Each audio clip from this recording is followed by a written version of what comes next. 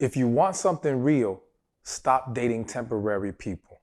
Stop doing a lot of things with your dating. I'm going to lay out for you some of the mistakes that women are making so that you can make those changes and start making dating work for you. My name is Stefan Labossiere, aka Stefan Speaks, back for another relationship and dating advice video for women. And we're talking about the 7 dating mistakes for women to avoid. Before we begin, be sure to like this video, share the video, subscribe to the channel, and hit that notification button so you're notified anytime I go live or drop new content. So listen, I know I hear from you guys all the time, dating sucks. But stop saying that, all right? Stop saying dating sucks. Stop saying dating is horrible. I know it can feel that way. But again, I feel like it's like that because we're making too many mistakes. We're overlooking the traps that we set ourselves up for or don't know how to navigate through that make everything go left. So I'm going to make it very plain and clear for you what you have to make sure you do not do so that you can start having better dating experiences, all right? And better results overall. So let's get to it. Number 1 on the list is don't look for someone to fix you. Now, I have to say this one because I hear all the time women saying stuff like, when I find a good man, I'll do this. When this man comes along, he should help me do that. Oh, 2 people can come together and heal. And I get where some of y'all are trying to come from, but that's a bad approach to take. The reality is that, let me add one more. Looking for someone to complete you. That's a part of this whole thing, all right? You got to complete yourself first. You got to be good within you first. You got to fix yourself first. Now, let me make something clear. There's nothing wrong with acknowledging that you have something broken within you that needs to be fixed. We have all been there at some point. Some have done the work to overcome it. Some are still dwelling with it, all right? I don't want you to dwell with it. And I don't want you thinking that you have to wait or should wait for some man to come along who's going to fix it for you. One of the big reasons why you should not take that approach is because, number 1, he can't fix you, all right? It doesn't matter what it is. No man can fix you. No man can heal you. That is a personal journey you'll have to take. The same way you cannot fix or heal him. So please understand this goes both ways because some of y'all may not be looking to be fixed, but you're sure as hell going out there trying to fix somebody, all right? That's not your job. Granted, we can encourage each other, we can uplift each other, we can inspire each other, but we are not the fixers of the other, all right? Because if that person is not willing to make that choice within themselves, there's nothing you can do to change that, all right? So going back to you, he can't fix you, number 1. Number 2, and this is all under the looking for someone to fix you, if you go out there still holding on to brokenness, thinking that you can change that once you find the right guy, chances are you will not receive the right guy. You will not be able to embrace the right guy because that brokenness, that pain, that past trauma, it's stopping you from embracing the level of vulnerability needed to experience real love, to have that real connection or embrace that real connection. All right? Women who have not healed tend to find all the reasons to run away from the right guy and all the reasons to run to the wrong one. All right? And they are more than likely, men and women, to choose the wrong person if they are operating in an unhealed state. So it is extremely dangerous to try to move forward thinking that this can be resolved after the fact or that you'll even end up with the right person without resolving it first. So it's important that you take a look in the mirror and do the necessary work because, again, it is a personal journey and it will set yourself up for a better quality of life for your own good, as well as being able to now have better experiences in dating. Because let me also mention this before we move on to the next one. If you are operating in any kind of broken state, you are more than likely going to overlook red flags in the dating process. You are more than likely even going to give off your own red flags in the dating process. So now, again, your ability to create and experience a healthy dating dynamic and then move on to a healthy relationship and then potentially move on to a successful marriage is almost non-existent, all right? Because you have not done the foundational work first. So that is a huge mistake that a lot of women, people in general, but the video today is about women, a lot of women have made, and I want you to change that. So do not go out there looking for anyone to fix you, all right? And you know what? I was going to move on, but I have to mention this real quick. Because even with something like being submissive. Now, I know that's a word that hits some of y'all hard and you don't like it, all right? But just follow me here. Because submission in the right way is a very good and beautiful thing. And I've heard women say, well, I'm cool with submission, but I'm not going to submit to a man who I don't feel is worthy. I feel that. I understand that. But what you have to understand is, do you even give off the energy of a woman who can be submissive? You see, if you're waiting to find the right guy to even be able to show that, to give that energy off, to show that side of you in any capacity, then again, you're not even going to get to where you want to get to. It's going to get in the way. It's going to keep you in a place where you keep dealing with or end up with the wrong men. You've got to get to a place where you can exude that energy, and that really goes back to healing and being at peace from within. That peaceful, positive, pleasant energy, that equates to a woman who can be submissive. And again, the good, positive, healthy way in a relationship. So consider that and do not wait till you find the right guy. Become the right woman first, and then everything else falls into place. Which brings me to the perfect number 2 thing. And that is knowing or not knowing yourself and not knowing what you need. So in you being able to heal and become that greater version of you, all right, that great woman that can match or be with that great man, you will be able to now learn who you truly are. You will be able to see your true essence and walk in it. And therefore, you will be able to more easily identify what you actually need. You see, the reality is that many are operating from the mindset of what they want, what they think fits into the life that they have tried to create, not the life they actually should be living. And when I say should be living, the life that is truly best for them, the life that will come knocking at your door at some point. And so what I mean by that is, no matter what life you try to create, no matter what you try to convince yourself or who you try to convince yourself that you are, the real you, your real purpose, your real life is going to start knocking on your door. You're going to start feeling pulled in that direction. You're going to start to feel things convict you from within, all right? Now, there will come a point where you have to make a choice. You will open that door or you will keep fighting it. You will try to ignore the knocks you hear at that door. I don't want you to fight that. I want you to be able to embrace it, open the door, and walk through it, all right? Because it's through that door, it's on the other side, that the life that you really deserve, that will truly make you happy, that will give you all that you need and more, is waiting for you. But this life that you've locked yourself onto, that you attach yourself to out of possible fears, out of possible societal pressure, out of this idea of it protecting you in certain ways, that needs to go.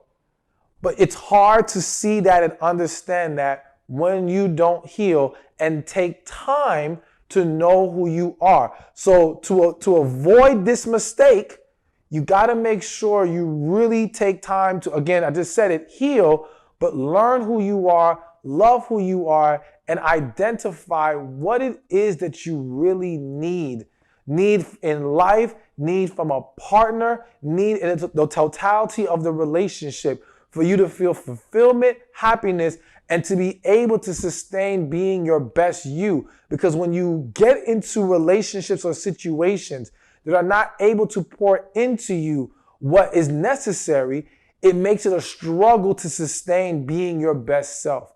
And then people end up going down a few notches and operating at a lower level that robs you of your joy, your peace, and your sanity. I don't want that to happen to you. So learn who you are and learn what you need.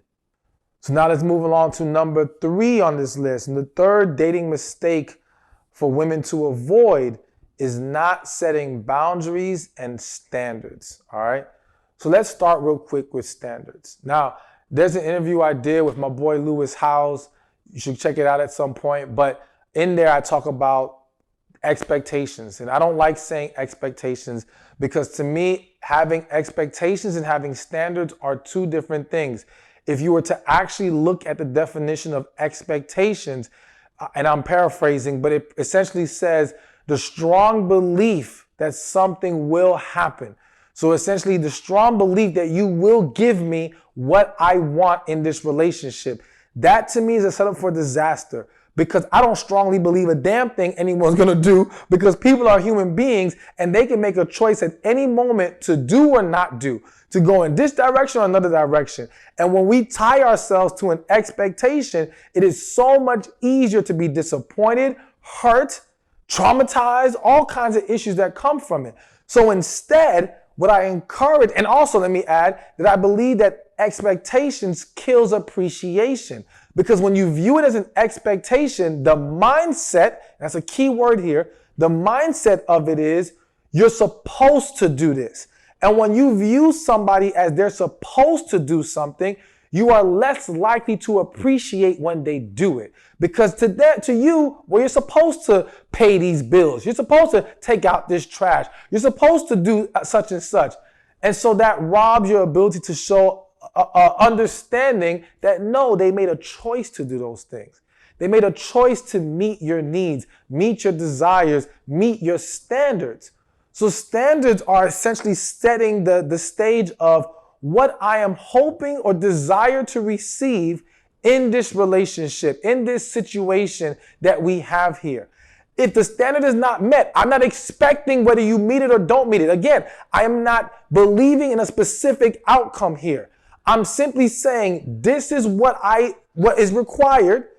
If you meet the standards, we can continue to move forward. If you are unwilling or unable to meet those standards, then we move apart and we end the situation. So as a woman, do not make the mistake of not setting standards in your situations, i.e. in your relationships, because so many women kind of freestyle the dating process. There's no real communication of what they're looking for, what you're looking for. There's no understanding of what's necessary and needed to foster a healthy process. Yes, even in the dating process, if you need to hear from someone every day, if that's your thing, you got to be willing to say that and set that standard up. I want everyday communication.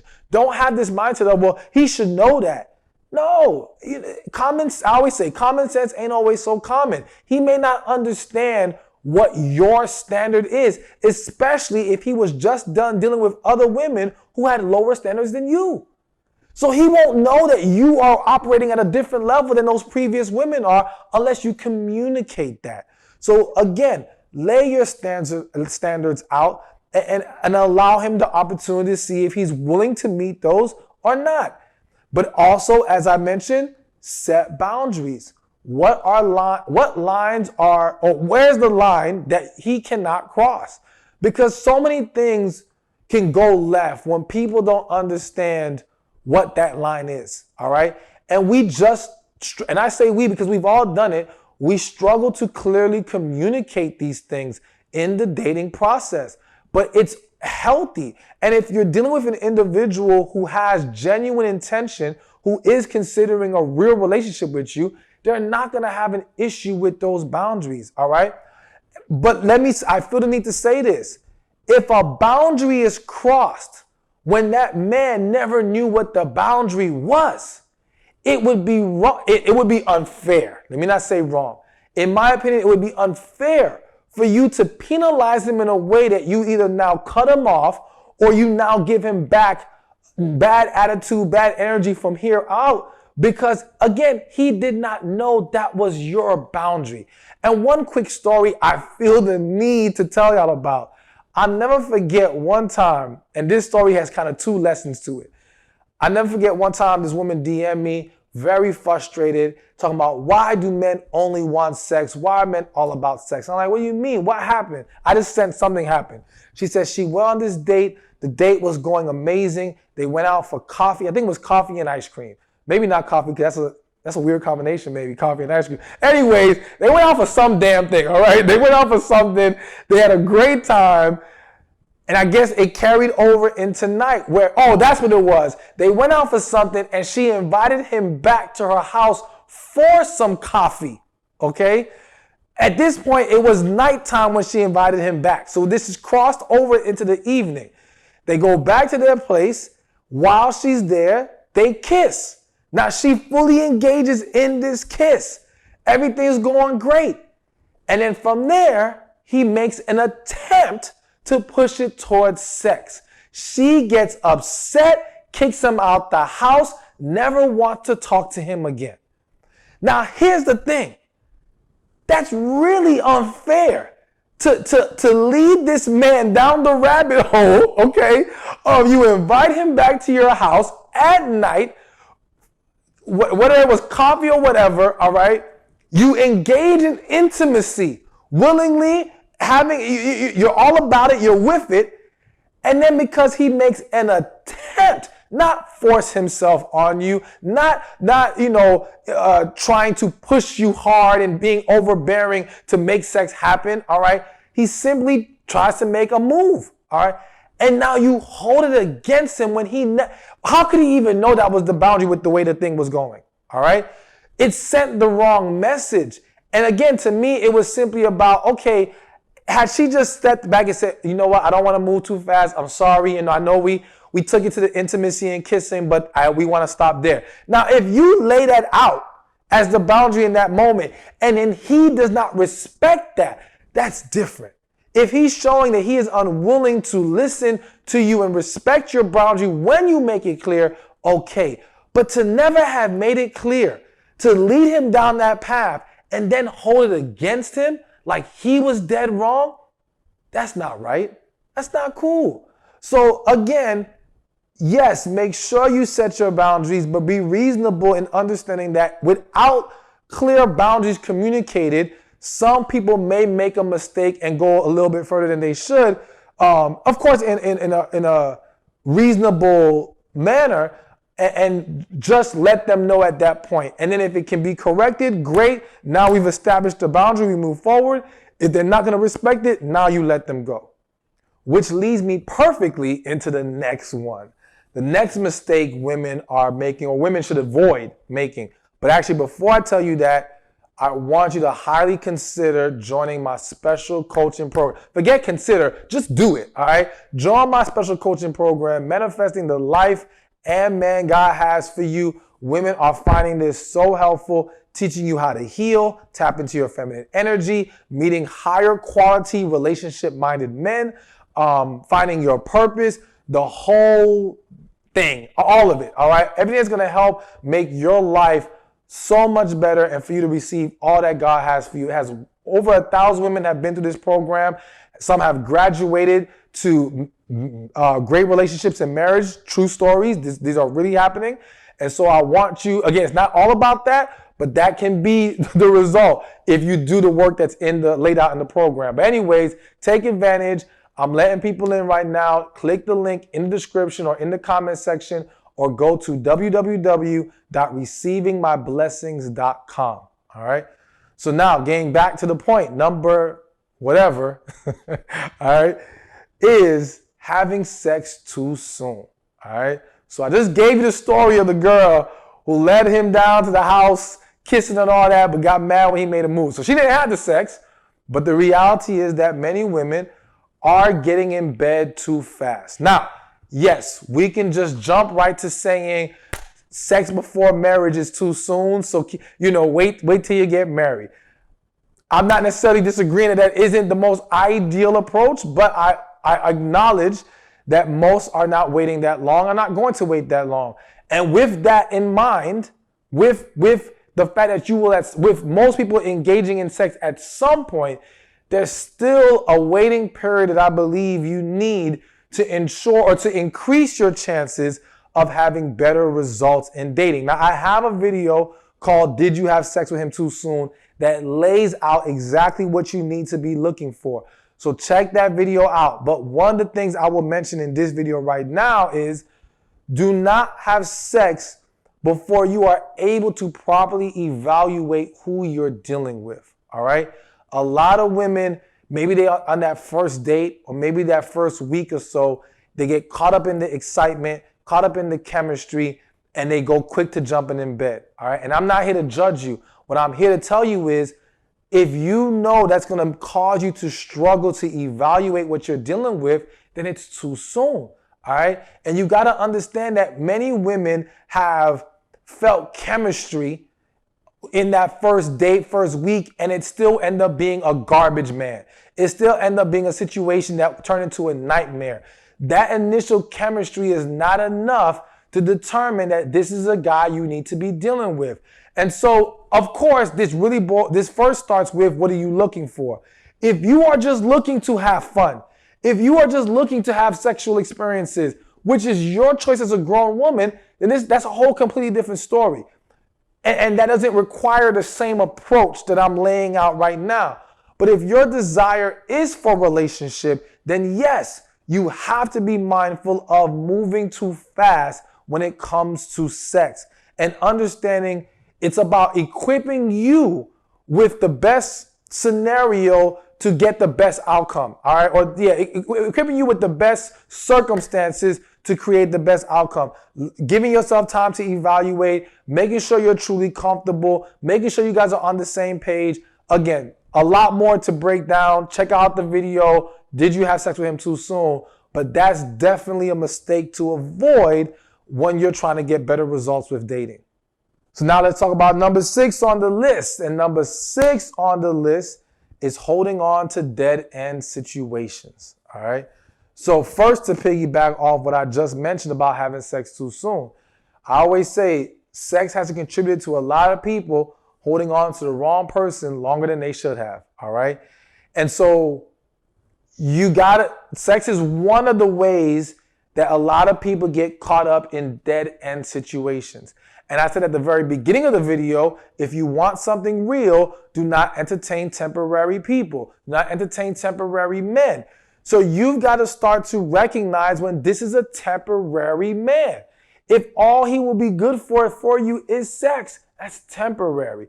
If he's telling you, I don't want a relationship, that's temporary. If he can't clearly state his intentions, genuine, serious intentions with you, or at least his openness to it, that's a dead-end situation. If you guys are not on the same page, it's a dead-end situation. If you guys don't want the same things, it's a dead-end situation. If there ain't no connection, it's a dead-end situation. I can keep going down this list. If your intuition told you he ain't it, it's a dead-end situation. Stop dragging things along longer than they need to. Because what happens to so many women is you develop what I call dating fatigue. And the dating fatigue is because you allow these situations to linger on longer than they should. They drain you, they stress you, they disappoint you. And now you don't feel like putting yourself out there again. You don't have the proper energy to give the next guy that comes along. You don't even have the proper energy to give the right guy when he comes along because you're letting yourself be drained by the wrong men and by dead-end situations. And you've got to be honest with yourself about what gets you attached, what gets you caught up, and start to take precautionary measures to avoid those things. If it's sex, if it's cooking for a man, if you cook for him and you feel like, well, if I cook for a man, he's my man. Like, nah, if he ain't say he's your man, then he's not. So don't cook for him. Whatever's going to get you caught up and feeling like I can't easily walk away, because the reality, the unfortunate reality, is that women have a very difficult time walking away once they have invested time and energy into a man, even when he's the wrong man. And so you want to be mindful of how much you pour in. That's going to lead you to getting attached. An attachment is going to be an unhealthy attachment. And you got to really do your job to avoid that from becoming the case. As well as, again, going back to intuition, many of you, your intuition tells you he's not it, but you rationalize past it and give yourself reasons to give him a chance. Stop doing that. If your intuition says no, it's a no.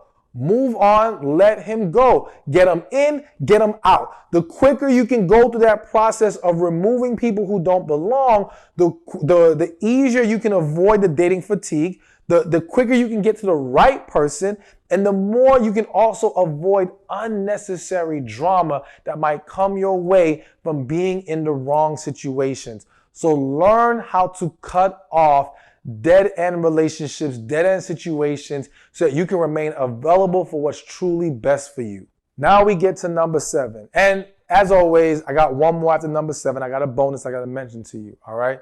I actually got 2 bonuses. Something just popped in my head that I didn't plan on saying, but I have to say it.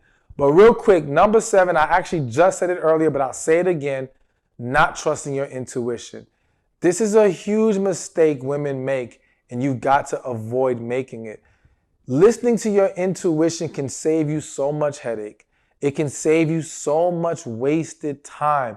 Listen, be honest with yourself. When has your intuition been wrong? All right? When has it led you astray? It hasn't. It hasn't. And for those of you who may say it has, I would argue, are you confusing your emotions, your mind, your fear with your intuition? Those are 2 different things. But I believe your intuition is your spirit speaking to you. And from what I have seen, yes, it is extremely accurate. All right. And it is a blessing that you have to learn how to embrace. Don't rationalize past it. Don't put more weight on what other people have to say over your intuition. Do not put more weight on your circumstances. What I mean by circumstances is fear of being alone, feeling like your clock is ticking, family and societal pressures, whatever. Don't let those things have more of a say-so than your intuition. You got to lean on that and understand that it is trying to help you and save you. So learn to embrace it and walk into it. Learn how to tap into it. Don't just wait for your intuition to speak to you. Tap into it to gain the wisdom that you need to move in the direction you need to move in any situation in your life. So, all right, so I gave you 7, but like I said, I got 2 more bonuses. So mistake number 1, or bonus number 1 of mistakes women should avoid making is not holding yourself accountable in dating, all right? Unfortunately, I see too many of y'all make the dating process or the failures or the downfalls all about men. Well, ain't no good men out there. Men this, he did that, he did this. And I'm not saying y'all aren't dealing with some genuine foolishness. I am not saying there aren't men just being ridiculous out there. What I am saying is, if you cannot hold yourself accountable in the process, you will not learn a damn thing. And if you don't learn, you won't grow. And if you don't grow, you will not get yourself out of the negative cycle that you've been in. You will not be able to see better results. So the evolved woman, the mature woman, the smart, wise woman is willing to hold herself accountable, willing to say, you know what? I did hold on to that situation too long. You know what? I did talk to him all kinds of crazy, and I could have been better with the way I communicated. You know what? I was a bit insecure, and maybe I need to work on that. You know what? I haven't healed yet, and I need to take some time to do that. Listen, there's nothing wrong with that. I don't want you to beat yourself up. I don't want you to dwell in negativity and constantly going over every mistake, but I want you to be able to acknowledge where they are. I want you to be able to acknowledge where you can improve upon, because that's how you're going to get better results. And when you start to continuously improve as a woman, as a human being, you're going to see better things happen in your life. So be willing to hold yourself accountable, evaluate all the ways that you can improve, and learn from every situation, because there's always something we can learn from it and we can be better with. All right. And then the second bonus I have to mention is not listening to God. So, not going to God and not listening to God. So I mentioned intuition, and I do believe that intuition is your spirit talking to you. So I do believe there's a connection there with it being about hearing God. But I do want to encourage women who are believers that you got to take time to go directly to God in prayer and ask, should I be dealing with this man? Not, God, take him away if he ain't for me. No, God, should I entertain this? God, is this situation for me? God, how do you want me to proceed? And then listen to what you get in your spirit. Getting into the habit and practice of involving God in your dating process is going to help make things easier, it's going to help hold you more accountable. It's going to help you not overlook the red flags. It's going to help you not hold on to dead end situations. It's going to help you not move too fast and sleep with that man, all right? You may still sleep with him at some point because we're human and we all do it, whether we know if we should or shouldn't. But it will at least help you check yourself and not move as quickly. And again, it would help you in all the areas that we mentioned today. So be sure to always include God in the process. Go to him, listen to him, and trust what he's guiding you to do. Hey, thank you for watching this video. Be sure to check this one out right here, and I'll see you there. A high quality woman deserves a high quality man. So if you're that woman, and I believe you are, then continue to watch, because I'm going to explain to you the habits or traits that high quality men are attracted to.